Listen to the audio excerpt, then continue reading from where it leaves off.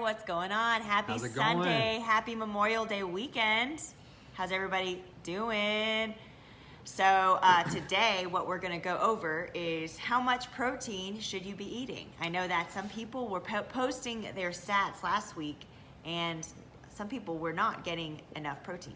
Yeah, Hi, how much Ignacio. protein do you actually need? So let's start, all right? Let's start to see what everybody has accomplished so far. First, how we've been teaching you is this. You've been tracking your food so we can learn how much calories you eat every day, right? That's awesome. So congratulations. That was all about week 1. Number 2 was learning how to get on a caloric deficit. So a lot of you went on a caloric deficit, maybe 100 to 500 calories a day to get some weight loss. Some of you got some really solid weight loss. This is an amazing way to get out of a plateau if you did something like the 6-week challenge. This is how a lot of people got out of that rut, all right? So that was week 2. Now week 3, let's talk about protein. Protein is really important because a lot of you guys are really active. So why do you eat protein, Rob? So protein is the building block of muscle tissue, is responsible for lots of essential functions in the body, but especially building, maintaining lean muscle tissue. Protein, super important. Your body has to have it. It cannot create it from other nutrients. So it is an essential nutrient to your body. And it helps you repair muscle tissue. It helps you towards your performance goals. You can go harder for longer. When you're losing weight, we are making sure that you're not losing muscle tissue because that would suck. A lot of people want to look tight and toned. They want to show some muscle. So we need to make sure that that muscle is actually building. And whenever we're losing weight, we're not losing muscle mass because that would suck. That means you're getting weaker. Exactly, because when you work out, when you get a good intense workout in, we're actually sore. breaking down That's what muscle soreness tissue. is. That's what soreness is. What's up, Victor? And by getting protein in, that's how we rebuild that muscle tissue so we get stronger. Yep, that's right.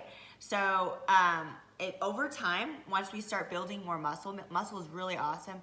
You will start to experience increasing your metabolism, which actually means that you're going to have more muscle to burn calories at a regular rest state. So if you have fat and your weight is comprised of fat, the fat just kind of just sits there in your body. It doesn't really do anything. It's kind of like a weighted vest, all right? Well, if you have protein, tell us about what happens. So if you are 150 pounds, but 30% body fat, your body is going to expend less energy than if you were 150 pounds and 10% body fat. Even though your weight is the same, the more muscle that your body has, the more energy expenditure your body has to expend just to maintain the muscle. So the more muscle that you have, the higher your metabolism is going to be, and the more you get to eat. Yeah, so just to give you an idea, I've been doing this for about 2 years now. When I first started this program, I was eating only 1,300 calories, and I was weighing pretty much the same as I am now, and I'm right now eating 2,000 calories every day. Isn't that awesome? I'm able to eat 700 more calories a day because I'm using the system. All right, let's move on. So how do you calculate your protein? So we know why now. How do you calculate your protein? Let's talk about that, Rob. So a really simple way to do this, just rule of thumb, super simple way, is to take your body weight times 0.8. So it's basically 0.8, 80% of your lean mass is going to be a good starting point, baseline for how much protein we want to take in a day. So an example of that would be a 200-pound person times 0.8, that's what, 180? So about 180 grams of protein a day. Actually, let me math that to make sure I'm telling you right. See, 200 times 0.8, it's 160. So 160 grams would be a good base minimum start out with for a 200-pound person.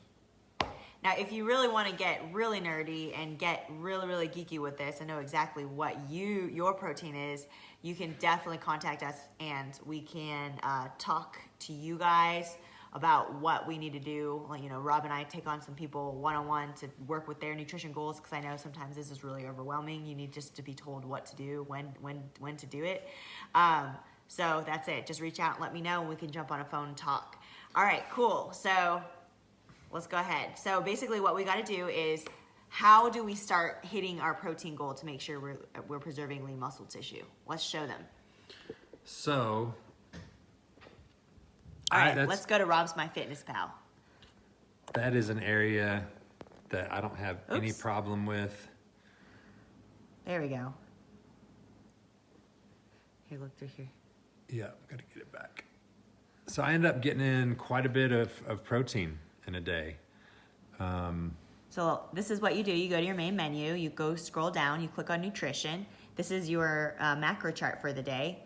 Yep. And that's how you see your protein. So if you want to see the average of the week, what I recommend you do is most people don't get enough protein.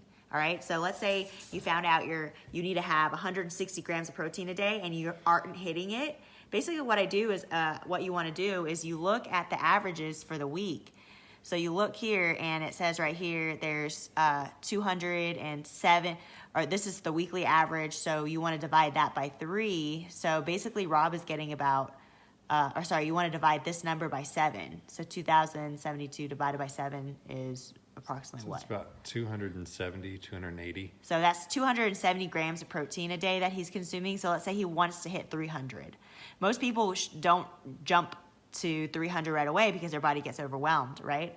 So basically what I would recommend you do is you would start making daily jumps. So let's say you want to have a goal of hitting let's say Rob is at right now 292 grams and he wants to get to 300 grams of protein I'm probably every day. not the best example because I take in way more protein than what's necessary. So let's say if that number was 120 and I wanted to get it up to 150 or so.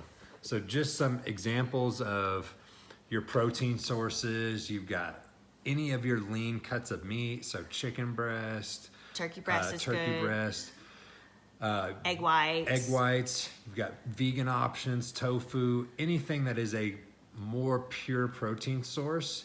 You would just increase the amount of that protein that you're taking in a meal or throughout the day, and trying to make sure you're getting protein in at each meal. And if getting protein is a little bit of a struggle for you, you could always do a protein shake.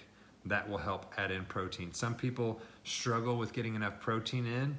I don't understand that, honestly, because it's really easy for me to get a lot of protein in. But yeah, so some simple ways are just to increase the amount of, if you're eating chicken, just increase the amount of chicken you're eating at a meal, or throw some shakes in throughout the day. Make sure you're adding protein. You have a clear protein source in every single meal. Egg whites is adding egg whites to just about anything you cook can easily add a lot of protein in there, and it's pretty good.